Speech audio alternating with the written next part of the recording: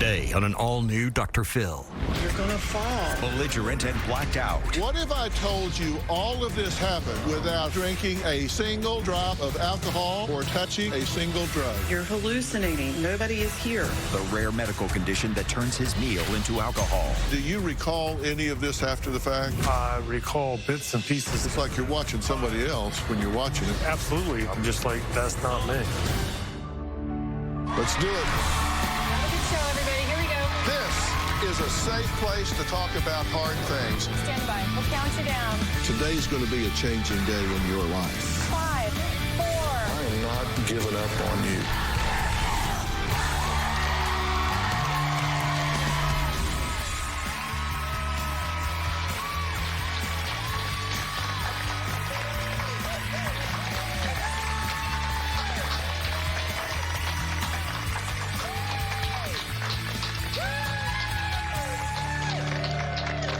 Well, Stephanie says her relationship with her partner of 15 years, Hal, is on the brink of collapse because of out-of-control episodes where he becomes verbally abusive, belligerent, blacks out, and many times has a blood alcohol level over 0.4. Here are a few of Hal's episodes over the past 5 years. You suck as a provider.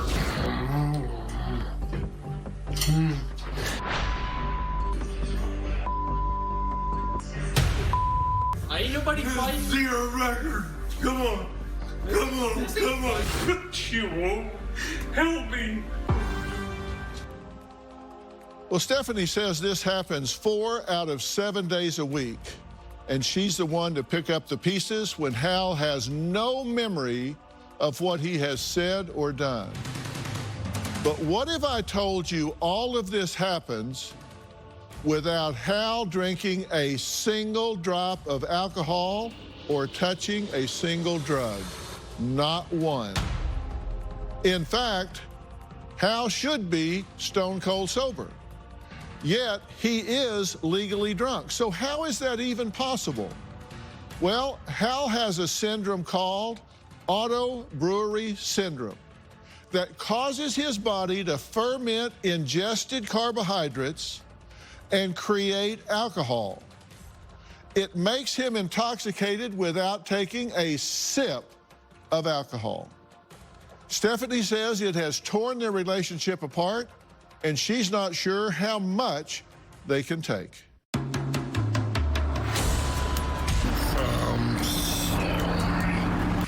You're gonna fall. Hal and I are living in a perpetual nightmare. A lot of people just think that Hal's a closet drinker. I do not drink alcohol, but the perception is when I'm in an episode, this person's out of their mind. They must be under the influence of alcohol. Hal checks his blood alcohol every 2 to 3 hours. The highest breathalyzer read has been a 0.49, which means that he basically should be dead. I'm in a constant state of panic and anxiety.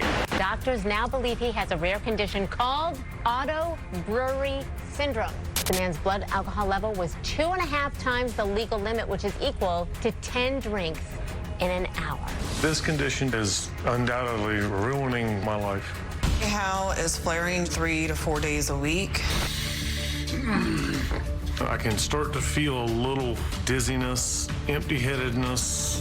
His symptoms are slurred speech. He begins to twitch. Hal has stumbles and is very unsteady on his feet. You're hallucinating. Nobody is here. He has fallen many times, hit his head. He is mouthy. You're not gonna fight. Says nasty things. You ain't good at Hurtful things. I remember certain bits and pieces or what I think are fragments of what happened, but for the most part, it's a complete blackout. One time he flipped the coffee table over, destroyed the bathroom, broke mirrors, punched holes into the wall. Whenever Hal wakes up from an episode, he's just in complete disbelief. Then I'm watching the video and I'm like, this really did happen. Like, I did do these things, say these things, and there's no rhyme or reason to that, why I said those things. 2 years ago, Hal was treated with a micro antifungal IV treatment. Hal went completely flare-free for almost 2 years. I thought I was over ABS. It just felt so good to have the old Hal back. In January of 2020, Hal started to suffer a full-blown relapse. People think that I'm generally just like a walking party and happy-go-lucky and woohoo, but it's definitely not a woohoo feeling. You wake up and you're out of your mind. This condition is not fun. Our family is at a complete breaking point because I don't know how much longer we can do this. I believe that ABS will kill him. Okay, it's good to meet the two of you. This has been going on for a long time, right? Yes, sir. And it's obviously creating a lot of stress and pressure on your relationship. Correct. I basically have to separate the ABS from Hal and try to stay focused on just being angry on his condition and try to keep those two separated between that and who Hal really is. Right. And most people have never heard of this. I've heard of it for years. It is very rare. And what we're talking about is that ethanol is created through fermentation of fungi or bacteria that's just, this is endogenous. It just happens in the gastrointestinal tract, and it generates a blood alcohol level on your part that can be really high. You've read as high as 0.49 at one point? Yes. Which is consistent with death. I mean, it shuts down the respiratory system. Exactly. And you think that this was triggered by antibiotics? That's the only thing that every doctor that we've ever been to has ever linked it back to was, well, that obviously is the problem. Right. And you've fallen, obviously hit your head, your face, Yes. just the same as if you were just staggering drunk. Exactly. Do you have any kind of aura when this comes on? Are you aware I'm going into an episode? Anytime there's a slight dizziness or unawareness or I'm not able to concentrate on what I'm doing, I'll automatically bring out my breathalyzer and blow into it and see if I'm blowing anything. And there's been times that I'm blowing a 0 in the breathalyzer, but I will still call Stephanie or someone else that's close by and say, hey, can you come get me? Just, I don't know what's going on, but Right. I don't feel right. Well, we're gonna take a break. Hal's son Tristan says that when his father is in a flare-up, it's like watching a possessed drunk out of a horror movie. We're gonna meet him after the break and hear what he has to add to this conversation.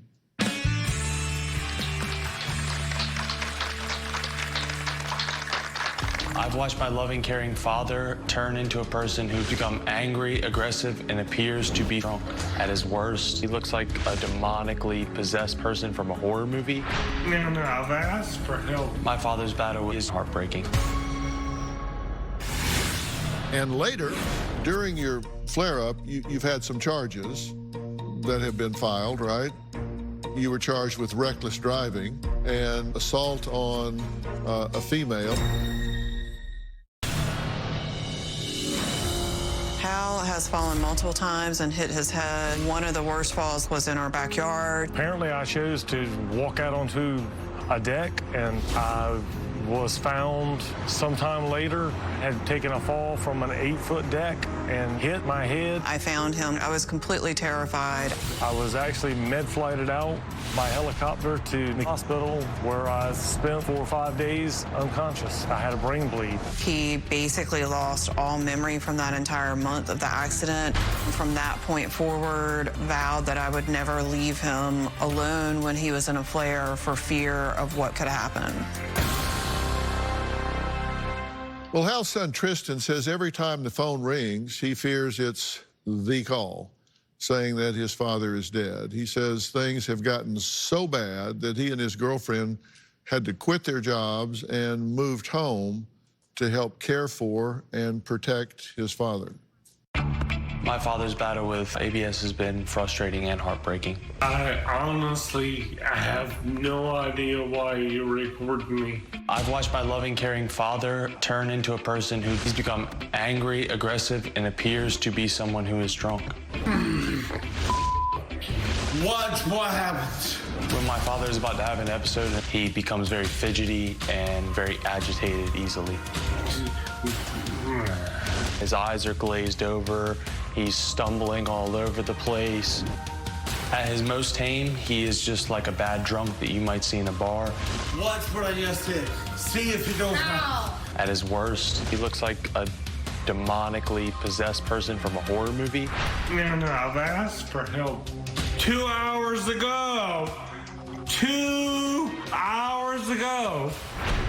A few weeks ago, my girlfriend and I moved home to help take care of my father, and we immediately noticed that there has been changes in his personality and in his day-to-day communication skills. He could be talking to walls, thinking people in the walls are talking to him. When he's having his hallucinations, he'll basically freak out, thinking that someone's trying to get him. You won't help me. He's not usually physical towards me, but there have been times that he has pushed me in an attempt to escape the house.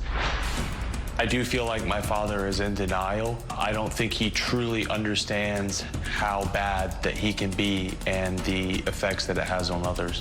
To this point, it's tough to see how bad my dad is suffering and to see someone so good go through something so bad.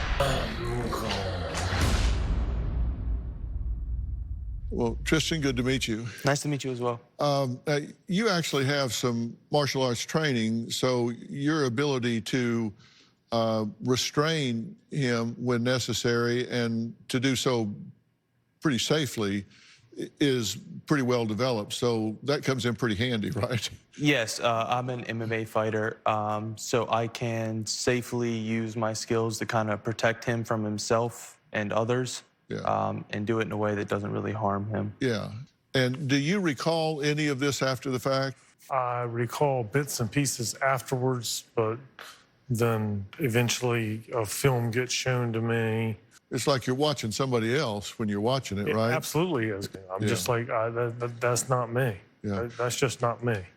Before all of this started, were you a drinker at all? A casual drinker, social drinker, any kind of? I would say social drinker to the point that if I was within walking distance or something like that, but if I ever thought, well, we're going to be driving 10 miles and going to a restaurant or something like that, I was the one that was like, I'll be designated driver. You're the designated driver. Had you ever seen him drunk before this?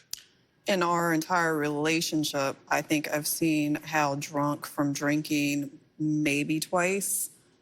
Hal wouldn't even have a drink in front of Tristan when he was little. Like, if he was going to have a drink, he would wait until after Tristan went to bed, and because he's like, I don't want him to see me drinking alcohol. Now, the times that you did see him where he was at all intoxicated, what was his demeanor?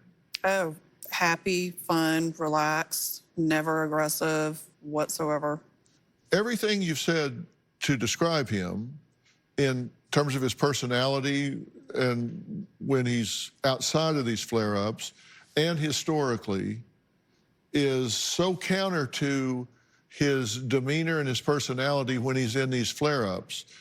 How do you, or any of the three of you, explain the anger, the belligerence, the aggressiveness, the foul language, all of that when he's in these flare-ups? Because it shows up nowhere else in his personality. It just shows how volatile and dangerous that the disease is that it'll bring stuff out of him that's not present in his day-to-day life. Hal often takes off on foot during a flare-up. Stephanie says she fears he'll cross paths with the wrong person, be arrested, shot, something, because he comes off as this angry drunk that we're describing here. We're going to find out how she keeps him safe and off the streets when we come back.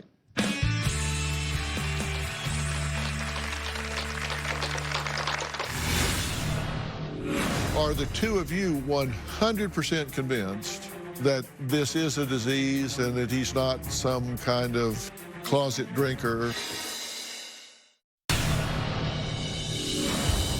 Come on.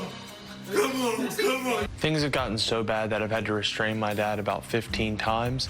My own son, Tristan, is an MMA fighter, and he has had trouble taking me down. What you got to hold you like this?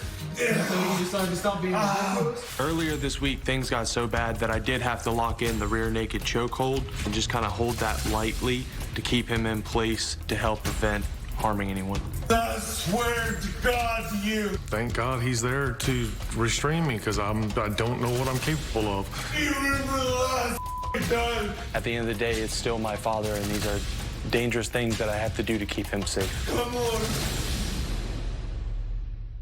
Well, Stephanie says when Hal flares, he becomes combative, angry, or will just pass out. And you're concerned, as anyone would be, because I said most of the time when you encounter someone like this, they are intoxicated. And so people aren't going to encounter someone that's belligerent and aggressive and go, oh, this person must be ill. They're going to think it's just a hellraiser out. Yes. Attacking them, and they're going to get defensive, and it can wind up in a conflict. And you say he's broken mirrors, furniture, things like that. And the problem is you can get injured just accidentally. That's what you're concerned about, right? Yes, of course. I mean, he could get hurt, whether it's punching a wall, messing up his hand. When he stumbled the first day that I got home, when I moved home, he fell upstairs, and in our chairs, he got his neck caught underneath of them. So when he fell, it fell in a way that the bar was underneath his neck. And I was worried sick that he might have done something to his neck or his vertebrae or something. Right. And thank God he turned out to be fine, but who's to know if that's going to be the same next time? Yeah. During your flare-up, you've had some charges that have been filed, right? Because you do come into conflict. In 2014, you were charged with reckless driving. And then last July, there was a charge resisting a public officer. That's still pending. And then assault on a female, that's still pending. You haven't had a clinical observation environment, but are the two of you 100% convinced that this is a disease and that he's not some kind of closet drinker or something? You're 100% convinced that's not the case? Absolutely. Because you're with him. I'm with him. We have the medical evidence that proves it. There's absolutely no doubt in my mind that he has this. And one of the biggest frustrations has to be that, like, friends or whatever, and even some of the medical community just don't believe you. A lot of the medical community. I mean, I've had to argue with doctors, especially with our local ER, which is the only resource that we have, because where we live is very isolated. Our ER is basically kind of like glorified urgent care. They're designed to get you put together and then ship you out if you have major issues. They don't admit you to the hospital. And even after I've taken the documentation from his regular doctor that he has this condition, it's been verified, and they'll still be like, are you sure he's not drinking? And I'm like, I seriously can't start this all over again. Like, I can't go back. I need to go forward. I only take him there when I'm completely at a loss, like where I'm like, okay, at least there they can sedate him. They can start giving him some fluids and try to get his numbers to come down. Yeah. I know when Tristan, the first couple of nights that he came home, it had been a while since he had experienced his dad like that. And he's just texting me and he's like, no, he's like, this is different. I'm like, no, this is what it's been like. And this is why I've had to call you home. Like, because I can't keep doing it on my own any longer. And it's, I fear so badly that he's going to get loose. It's either going to be a fall that's going to kill him, or it's going to be a gun of somebody that he comes in contact with. Well, Stephanie says when Hal is well, he has little remorse for what he's done because he wasn't there. And he doesn't want to talk about what happened. Well, I want to talk about that when we come back and how it impacts the family. We'll be right back.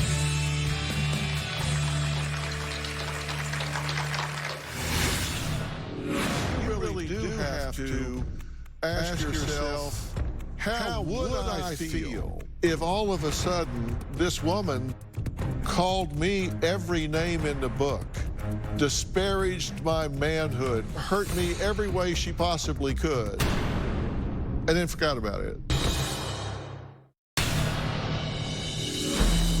Before being diagnosed with ABS, my relationship with Stephanie was beyond perfect. On a scale of 1 to 10, it was like a 15. I love Hal very much. I know he loves me, but ABS has completely interrupted any plans that Hal and I have made for our future. We used to entertain with friends all the time and have them over for dinner, just doing anything that, where she wasn't in a constant fear that she lives in now. Hal's ABS has aged me probably 10 years. I live in constant terror that it's going to ruin my relationship with her. Stephanie means the world to me, and I can't imagine life without her. Well, I'm here with Hal, his partner Stephanie, and his son Tristan, and they say Hal is suffering from a rare medical condition known as auto brewery syndrome, which causes him to go from sober to inebriated without warning and without ingesting alcohol. Hal says he has no recollection of what happens during a flare-up, and his family says he avoids talking about what happened while he was blacked out. Now, I'm not a medical doctor. I want to be very clear about that. You all know that. My world is psychological. But I want to give you some very specific advice about this. When people black out, when they're in an altered state of consciousness, whether it's from alcohol, drugs, head injuries, whatever, they're not aware of what transpires. So then when it's over, they don't have empathy because they didn't experience it. It's kind of like if I get in an altered state of consciousness and call you every name in the book and then come back to awareness, I don't feel remorse because I wasn't aware of it. I didn't see the hurt look on your face. I didn't see the sense of betrayal, even though you may have known that was because I had a tumor or I had whatever. It still cuts to the quick. And my advice is you have to, while you're in a state of awareness, you really do have to call up your empathy, and you really do have to ask yourself, how would I feel if all of a sudden this woman that I'm in a relationship with called me every name in the book, disparaged my manhood, hurt me every way she possibly could, and then forgot about it? But yet I still heard those words come out of her mouth. I knew that somewhere in her spirit, somewhere in her soul, was the capacity to speak those words. And regardless of the motivation behind it, regardless of what caused it, that still cuts you really deep. You do need to tell her, I am so sorry that you had to hear that, and I apologize, despite that it wasn't my intention and doesn't reflect my feelings. That doesn't change that you had to absorb that, and I am so sorry that you had to absorb that. Actually tried to come back and tried to be empathetic, but it's hard to, because it's hard to watch the videos. It's hard to listen to the stories, and then you just get so busy with work and you get so busy with life that you're just like, I don't have time for this. You know, the quality of a relationship is the function of the extent to which it meets the needs of the two people involved. And you have certain needs, and you don't feel the need to talk about it. You feel the need to just move on and not waste time in a non-flare-up focusing on a flare-up. That's bad enough to have the flare-ups. Let's not contaminate non-flare-up time. That's your need. But I can tell you caretakers suffer burnout, and they need to know that you get that this chaos is a heavy burden. Absolutely. And that you get it and you appreciate it and you understand it. It's not that you owe them anything because of your intention. They just need to know that you get it. And if they know that you get it, it helps. I understand. We're going to add another couple to this conversation that validates what's going on here. Ray was in a tragic vehicle accident and charged with DUI, reckless driving, and criminal mischief. But he says he didn't have a single drop to drink that day. We'll meet him and his wife, Sierra, after the break.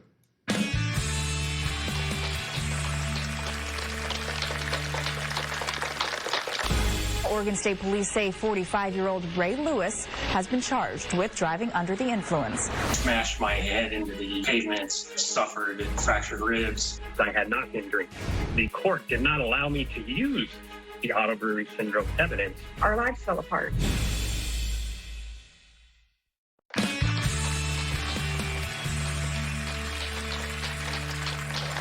Sierra says 6 years ago, her husband Ray got into a single car accident, had a blood alcohol level of 0.29, but insisted he didn't have a single drop of alcohol that day. So Sierra began investigating.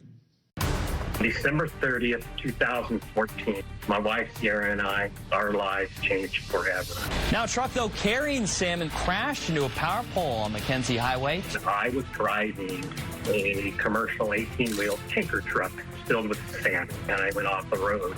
Oregon State Police say the drivers could be facing some charges. I smashed my head into the pavements, suffered injuries, broken arm, several fractured ribs, a blown out left socket orbital that completely pulverized. I had not been drinking. I went through the whole house looking for booze bottles, every cabinet, inside of his boots, in the toilet tank. Didn't find a bottle. A friend of mine said, you need to Google auto brewery syndrome. I said, I think you might have auto brewery syndrome. We have a KBOW follow-up now. Oregon State Police say 45-year-old Ray Lewis has been charged with driving under the influence.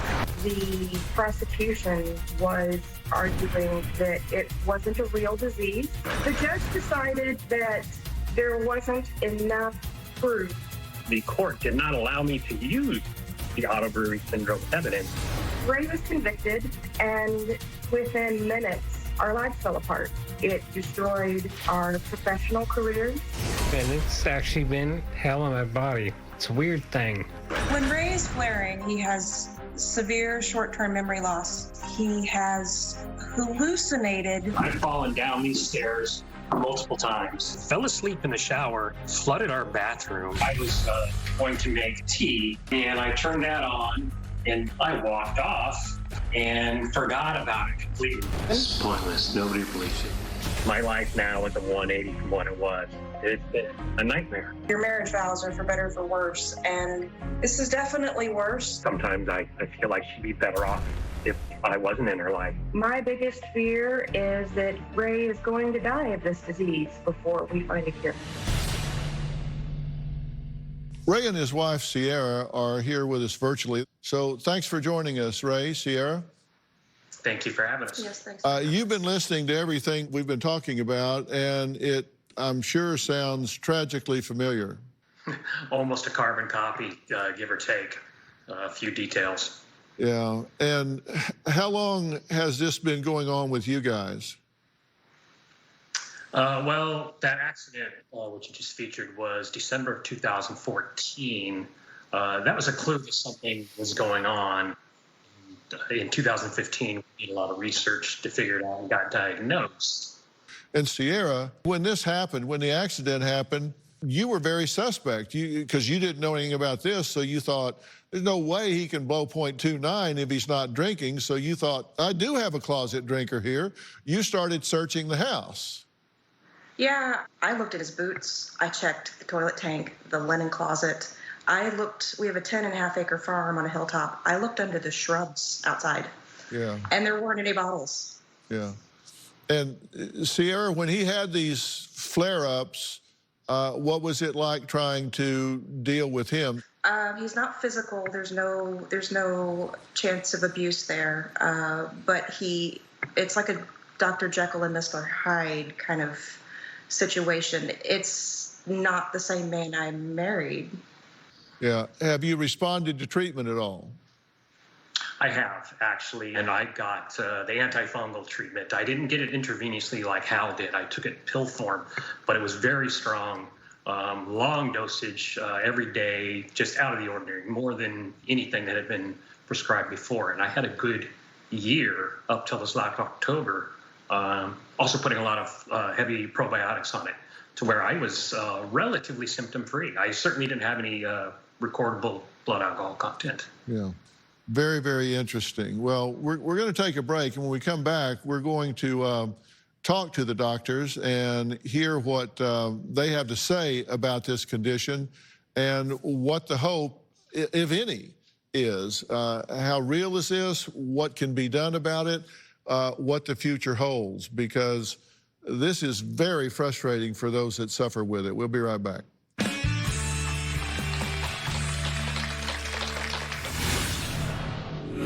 We've been treating it for about 7 years, about 50 or 60 people all around the world. And, 80% of people get better that we see.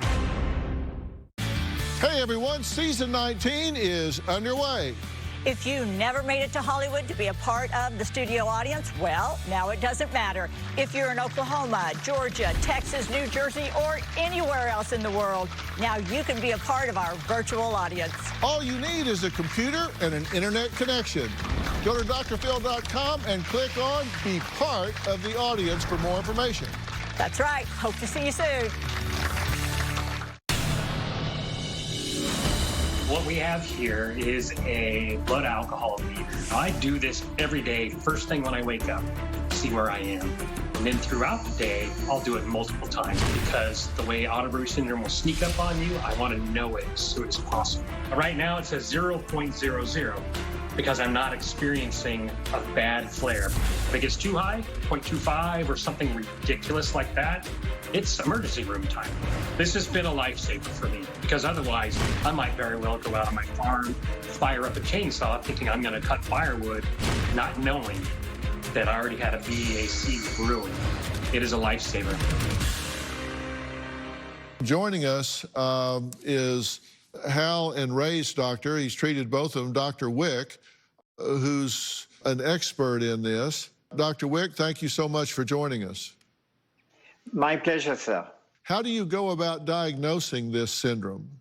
We test them when their blood alcohol level and breathalyzer alcohol levels are 0, give them a large dose of sugar, glucose, to drink, and then collect their blood alcohol levels and blood sugar levels at time intervals. In half an hour, 1 hour, 2 hours, 4 hours, and 8 hours.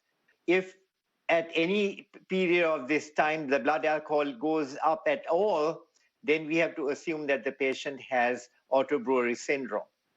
So how underdiagnosed do you think this syndrome is?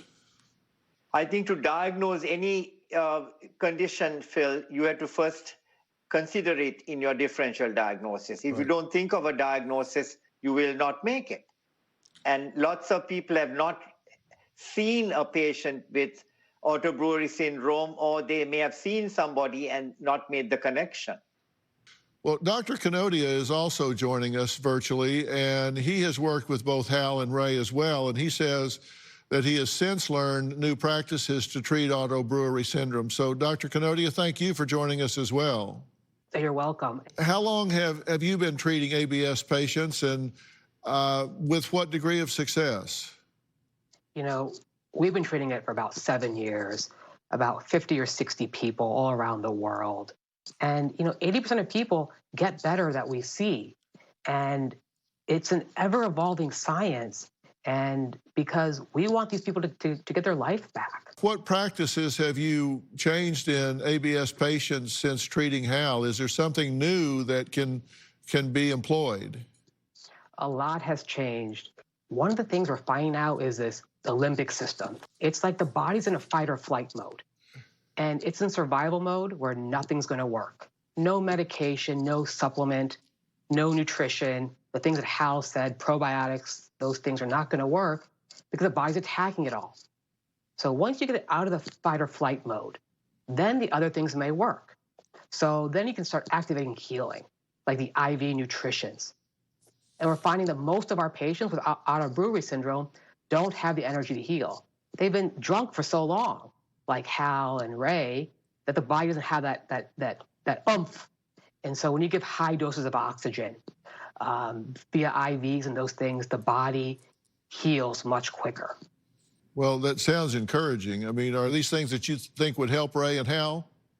I do, and I want to help them. And, you know, I'll be glad to help them any way I can at no cost, because this is just horrible, what they have gone through. Where do these families go from here? We'll talk about that after the break.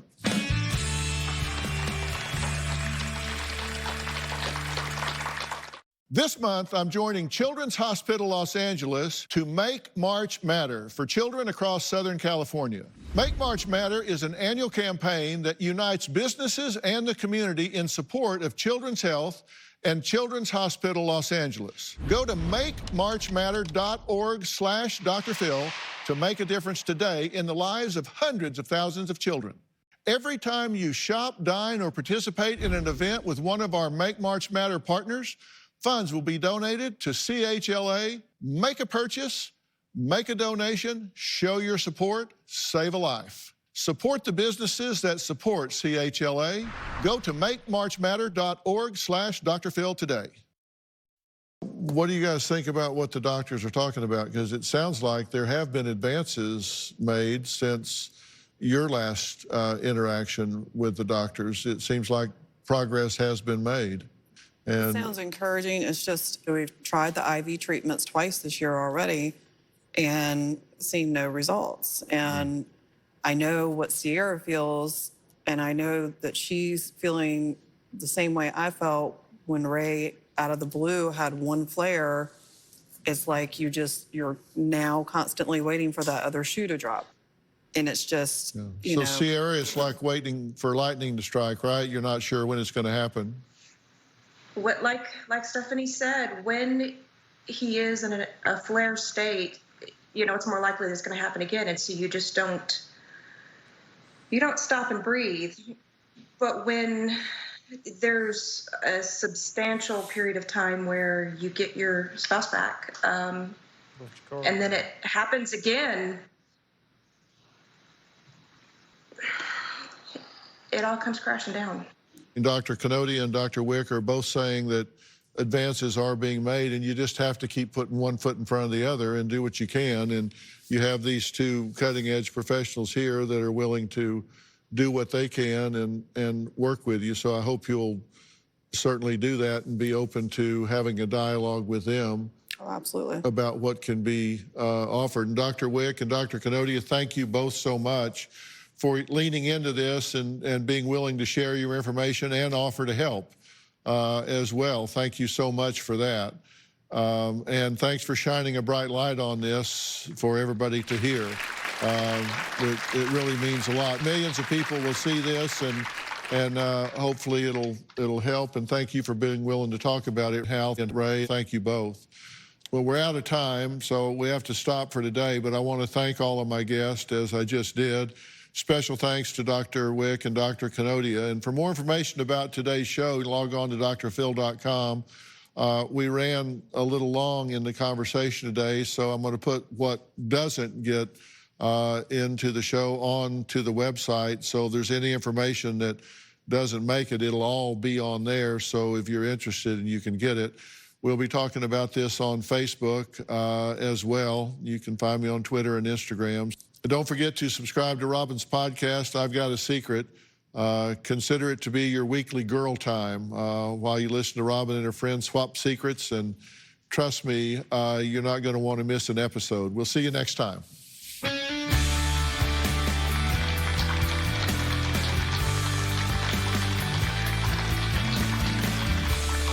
If you'd like to be part of our virtual audience and you have a computer with a camera, log on to drphil.com and click Be Part of the Audience.